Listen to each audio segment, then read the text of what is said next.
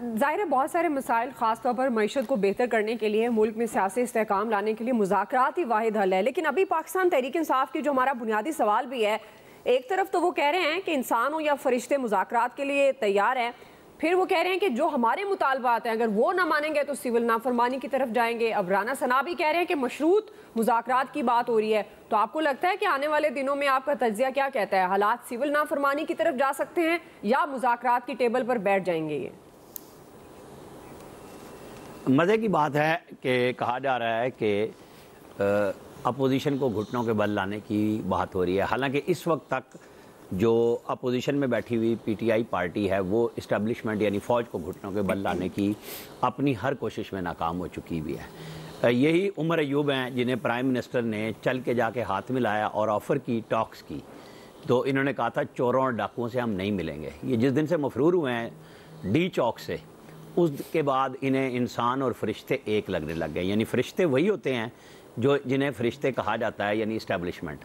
انسان اب انہوں نے چور اور ڈاکوؤں کا نیا نام دیا ہے۔ چلیں اچھی بات ہے کہ اگر انہیں یہ عقل آ جائے کہ انہیں یہ بات سمجھ آ گئی ہے کہ ہمیں بات کرنی ہے، لیکن ساتھ ہی وہ جو دھمکی لگا رہے ہیں نا، اس کے بعد یہ بات بھی ختم ہو چکی ہے کہ جناب ہماری بات نہ مانی گی، ہماری بات یہ ہے کہ آپ گھر جائیں، ہمیں حکومت دے دیں۔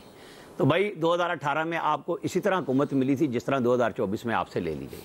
آپ اپنی راہ پہ نہیں رہے، شہباز شریف آپ کو راستہ نہیں دے رہا، جو گیٹ آپ سے چھن گیا ہے اس پہ شہباز شریف بیٹھا ہوا ہے، تو اب آپ اس کے قبضے کی کوشش کر رہے ہیں۔ آپ کسی عام آدمی کے لیے کون سا اصول بنایا آپ نے؟ کسی جنگ میں جو آپ آ رہے ہیں، آپ تو قیدیوں کی رہائی کے لیے آ رہے ہیں، ملزموں کی رہائی کے لیے آ رہے ہیں، آپ کہتے ہیں ہمارا مینڈیٹ واپس کرو۔ یہی پاکستان کا چکر ہے اصل میں۔ لیکن اگر آپ اسے یہ بشار الاسد سے تشبیہ دیں گے، آپ بنگلہ دیش سے دیں گے، تو وہ ہمارے بہت سارے مفکرین 3-4 دن سے دے رہے ہیں اور ایک سیاپا چل رہا ہے۔ میں نوید صاحب کا نہیں کہہ رہا کہ کہیں، میں نے اس لیے 3-4 دن جب سے یہ بغاوت شروع ہوئی اور گھنٹوں میں غائب ہو گئے، بشار الاسد نکل گئے، تو ہمارے یہاں ایک تفریق ہے اس کے اندر باقاعدہ طور پہ کہ جس نے قبضہ کیا اس کے اوپر بھی ڈالر لگے ہوئے تھے، اور جس نے قبضہ کرنے کے بعد بشار الاسد کے بعد راہ ہموار کی اسرائیل کی شام میں داخلے کی، یعنی وہ جو گریٹر اسرائیل کا منصوبہ کامیاب ہوتا ہوا نظر آ رہا ہے۔ یہ مکس ہے بڑی متھ جس کو ہم یہاں چن رہے ہیں پاکستان کے اندر، establishment versus P T I, یعنی فوج ورسز پی ٹی آئی، کہ جناب اب پی ٹی آئی نے مار بگانا ہے فوج کو۔ چلیں اچھی بات ہے، ہاتھ کنگن کو آرسی کیا، کوئی مسئلہ نہیں ہے کہ یہ ہو جائے۔ وہ زور لگا رہے ہیں، 25 مئی کو بھی آئے تھے، پھر 9 مئی کو آئے، پھر اب آئے 26 نومبر کو آرمی چیف کی تقرری رکوانے آئے تھے۔ وہ کون سے عام آدمی کے لیے آئے تھے؟ وہ اپنے اپنے ایجنڈے پہ آئے تھے کہ ہمارے راز افشا نہ ہوں، ہماری کہانی نہ کھلے۔ مجھے بتائیں 11 سال کے بعد یہ کہہ سکتے ہیں کہ اے پی میں ہم نے یہ کام کیا؟ کون سا کام ہے جو یہ امن و امان کا وہاں کر سکے؟ ڈیرہ اسماعیل خان وزیر اعلیٰ کا ضلع ہے، وہاں نہیں وہ گھس سکتے پراپر ٹائم پہ، ان کے عام لوگ شام کو تھانوں میں نہیں جا سکتے۔ کرم میں، پارا چنار میں 6 سال سے ایک بڑا ریگولر ایشو چل رہا ہے، 11 سال سے حکومت بیٹھی ہے۔ ایک وزیر اعلیٰ جو اپنے اس ضلع کی طرف جانے کی بجائے وہ اسلام آباد پہ چڑھائی کرتا ہے، وہ کہتا ہے کفن باندھ لو، مرنے مارنے پہ آئے ہیں۔ وہ جمہوریت ہمارے یہاں نظر آ جاتی ہے، آئین کے آرٹیکل نظر آتے ہیں، وہ انسانی حقوق کسی کے نظر نہیں آتے کہ اس صوبے میں جو پامالی ہو رہی ہے اور جس چیف منسٹر کی ذمہ داری ہے وہ جو لے کے لوگوں کو آ رہا ہے، اس کا کام نہیں ہے پہلے اپنے صوبے میں امن و امان کرے، وہ کہے کہ دیکھو میں نے یہ مثالی صوبہ بنایا ہے، کیونکہ پہلی ذمہ داری صوبے کی ہوتی ہے۔ اس کے بعد وہ فوج کو یا سول لائن فورسز ایجنسیز کو، پیراملٹری فورسز کو وہ بلاتے ہیں کہ جی ہماری مدد کے لیے آپ آئیں، آپ نہ بلائیں کسی کو بھی۔ ایشو یہ ہے کہ ہر بندے نے اپنا دھندا شروع کیا ہوا ہے، وہ عام آدمی جو عام پاکستانی ہے وہ کہاں گیا؟ عمران خان صاحب کی وہ ختم ہی نہیں ہو رہی کہ میں اور میرا راستہ، اس میں عوام کہاں سے آگے جس کے لیے ہم سارے رونے لگ جاتے ہیں کہ جی بیچارہ عام آدمی پس گیا۔ وہ بھائی آپ تو ڈیفالٹ کرا کے چلے گئے تھے، انہوں نے بچا لیا۔ آپ کبھی سری لنکا کے خواب دیکھا کرتے تھے، لیکن آپ نے کیا کیا؟ آپ نے کوئی ایک منصوبہ دیا کہ میں یہ کر دوں گا یا میں یہ کر کے گیا تھا؟ جب وہ نہیں کیا تو پھر ٹھیک ہے، پاکستان میں میرے اور آپ جیسوں کے حالات تو اسی طرح رہنے ہیں، ہمیں بھگتنا ہے، ہمیں اپنی سٹرگل بڑھانی ہے کہ چونکہ ان کے تو اللہ تللے اور سیاست کی جنگ حکمرانوں کی اور اپوزیشن والوں کی ختم نہیں ہونی، اس ایلیٹ کلاس کی جس کو ہم نے ٹیکس پے کرنا ہے۔ تو ہم اپنی ذرائع آمدن بڑھائیں، کتنے مطلب ہم خرچے کم کر سکتے ہیں، کیا کیا کر سکتے ہیں، وہ ہر آدمی کر رہا ہے، جتن کرتا ہے صبح سے لے کے رات تک۔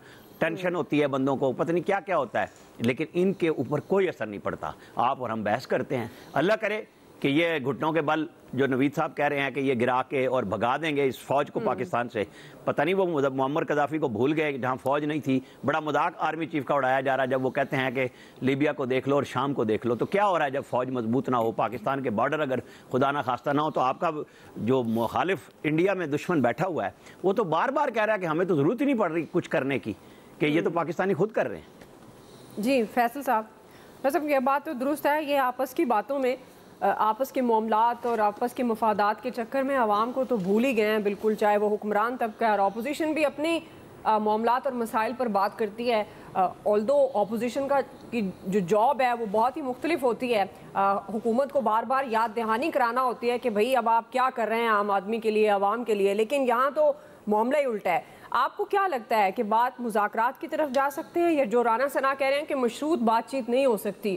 تو جس طرح نوید صاحب بات کر رہے تھے کہ اگر سیاسی استحکام نہیں آئے گا تو پھر معاشی استحکام کس طرح آ سکتا ہے؟ دیکھیں، ہم جس ملک میں رہتے ہیں وہاں کا جو مائنڈ سیٹ ہے، وہاں کا جو طرز حکمرانی ہے، وہاں عوام کی کوئی حیثیت نہیں ہے. اگر عوام کی حیثیت ہے بھی یا ایک عام انسان کی حیثیت ہے بھی تو ایک عدد ہے، اس سے زیادہ اس کی کوئی حیثیت نہیں ہے. مثلا جو نظام حکومت ہے اس میں عام آدمی کا کوئی رول نہیں ہے، اور رول ہو بھی نہیں سکتا. کہ اس جو نظام حکومت ہے اس کے آگے جو بیریئرز لگے ہوئے ہیں ادھر بالکل لکھا ہوا ہے علاقہ غیر عام آدمی کے لیے. اب عام آدمی کا ایشو ہے تو مان لیتے 8 فروری کو عام آدمی کا فیصلہ ختم ہو جاتا سب کچھ، پھر کیا ایشو تھا؟ اگر عام آدمی کی اتنی اوقات ہوتی تو اتنا بڑا فیصلہ 8 فروری کو آیا تھا، تسلیم کر لیتے آپ سب. اب آپ یہ اس بات پہ فخر کرنا کہ کیونکہ 2018 کے الیکشن غلط ہوا تھا اس لیے 2024 کا غلط ہوا اس لیے ٹھیک ہے، یہ کوئی قابل فخر بات ہے؟ 2018 کو جو کچھ ہوا وہ بھی افسوسناک تھا، شرمناک تھا. 2024 کو بھی جو ہوا وہ بھی افسوسناک ہے اور شرمناک ہے. ہم جب یہ کہتے ہیں کہ 2018 کو ہوا اس لیے 2024 کی ہم جو ہے دھاندلی ہمیں قبول ہے، تو اس کا مطلب ہے ہم اس بات کا اعلان کرتے ہیں کہ جب 2028 کو یا 29 کو جو کچھ ہوگا تو وہ بھی یہ کچھ ہونا ہے. وہ کیوں ہونا ہے؟ کہ ہمارا نصیب ہے یہ کچھ ہونا، پھر اس کو بھی تسلیم کر لیں. اچھا وہ ضروری نہیں ہے کہ وہ میاں صاحب کے لیے حق میں ہو سکتا ہے وہ عمران خان کے حق میں ہو جائے، ہو سکتا ہے وہ فضل الرحمان کے جو ہے وہ حق میں ہو جائے، ہو سکتا ہے کہ وہ جہانگیر ترین کے حق میں ہو جائے. جب تو نصیب کا ہی ہم نے اس کو اپنا حصہ سمجھ لیا کہ اسی طرح اگر ہمارے نصیب میں اسی طرح کا الیکشن لکھا ہوا ہے تو کسی کے بھی حق میں ہو سکتا ہے. تو پھر اتنی بڑی جو ایکسرسائز کرتے ہیں، اتنی بڑی ایکسرسائز کو بھی آپ لعنت بھیج دیتے ہیں. ہم آپ مل کے ہم اور آپ پہ گفتگو کرتے ہیں، ساری گفتگو بے معنی ہے نا. پھر ضرورت کیا ہے ہمیں اور آپ کو ساری گفتگو کرنے کی، بحث کرنے کی، راستے تلاش کرنے کی، راستے بتانے کی؟ جب کچھ یہ ہماری نصیب کا حصہ ہے کسی طرح کے الیکشن ہونے، تو پھر کسی سے شکوہ نہ کریں. آپ اچھا ہو رہا ہے یا برا ہو رہا ہے، شکوہ کرنے کی ضرورت کیا ہے؟ جب ہم یعنی کہ اس بات پہ متفق ہیں، اس بات پہ ہمیں فخر ہے، اس بات پہ ہمیں کوئی شرمندگی نہیں ہے کہ 2018 میں کیونکہ غلط ہوا تھا 24 میں بھی چلو ٹھیک ہے، پھر کیا مسئلہ ہے؟ تو ٹھیک ہے 2029 میں بھی یہ کچھ ہو جائے گا، اس پہ بھی ہمیں اور آپ کو پہ فخر کر دینا چاہیے، اور ذہنی طور پہ تیار رہنا چاہیے. وہ کسی کے لیے بھی ہو سکتا ہے جس کی فیلڈنگ لگ جائے گی، جس کی جو ہے وہ شپ جو ہے وہ آ جائے گی، اس کے لیے جو ہے وہ ہو جائے گا. مسئلے کا حل نہیں ہے. بات یہ ہے کہ جب آپ یہ بات کرتے ہیں کہ آپ دیکھیں یہ جو کچھ ڈکٹیٹرشپ ہے یا نہیں ہے، جیسا بھی نظام حکومت ہے، جمہوری، غیر جمہوری، آئینی اور غیر قانون، جیسا بھی ہے، اگر یہ سب کچھ ڈیلیوری کے ساتھ ہو رہا ہوتا ہے نا تو عام آدمی کو کوئی ایشو نہیں تھا. عام آدمی اس کو برداشت کر لیتا. بٹ ڈیلیوری کے ساتھ سب کچھ بغیر ڈیلیوری کے ہو رہا ہے. صحیح. عام آدمی کے قیمت پہ ہو رہا ہے، سب کچھ جمہوریت کے نام پہ ہو رہا ہے، قوم کے نام پر ہو رہا ہے، جس میں عام آدمی کا کوئی جو ہے وہ رول نہیں ہے. عجیب یعنی کہ اس ملک کا جو ہے وہ المیہ پہ آپ ایک مکمل یہ ملک میں جو ہے نا وہ ڈکٹیٹرشپ کر دیں. ڈکٹیٹرشپ مطلب فوجی ڈکٹیٹرشپ نہ کریں، آپ سویلین ڈکٹیٹرشپ کر دیں. ایک حکمرانوں کا کلب تو جو بنا ہوا ہے اس کو ایک آفیشیل اناؤنسمنٹ کر دیں، بھائی یہی حکمران طبقہ ہے، ایک دفعہ اس کی باری لگے گی، ایک دفعہ اس کی باری لگے گی. اسی طرح ان لوگوں کے لیے کہ ان کو دھندا کرنا ہے، پھر ان کو دھندا کرنا ہے. دنیا کا واحد ملک ہے جہاں اب کرپشن کو مایوب بھی نہیں سمجھا جاتا، مایوب بھی نہیں سمجھا جاتا، کوئی ایشو نہیں ہے. کرپشن اب اس ملک میں ایشو ہی ختم ہو گیا. ٹھیک ہے، عام آدمی کا کوئی اس ملک میں مسئلہ ہی نہیں ہے. ایسے ریاست نہیں چل سکتی. آج کی جو رپورٹ ہے کہ 198 ممالک میں انٹرنیٹ میں پاکستان کی جو انٹرنیٹ کی سپیڈ ہے وہ 198 نمبر پر آئی ہے. مطلب اتنی بڑی یہ خبر ہے، اتنا بڑا یہ المیہ ہے اس ملک کا کہ دنیا جب چاند پہ جانے کے منصوبے بنا رہی ہے، کون سے منصوبے بنا رہی ہے، انٹرنیٹ اس وقت آپ کی بنیادی ضرورت ہے، جس طرح سانس لینا، کھانا کھانا، پانی پینا آپ کی بنیادی ضرورت ہے، آج کی دنیا میں انٹرنیٹ آپ کی بنیادی ضرورت ہے۔ تو وہ انٹرنیٹ بھی آپ کی جو بنیادی ضرورت ہے وہ نہیں مل رہی، اس کے آگے نہ ملنا جو ایک سسٹم ہے وہ اپنی جگہ کمزور، اس کمزور سسٹم کو مزید جو ہے وہ سیاست کے نام پر اور ایک آزادی اظہار رائے کے نام پہ آپ نے جو ہے اور کمزور کر دیا۔ کہ مذاق ہے، آپ لوگوں کو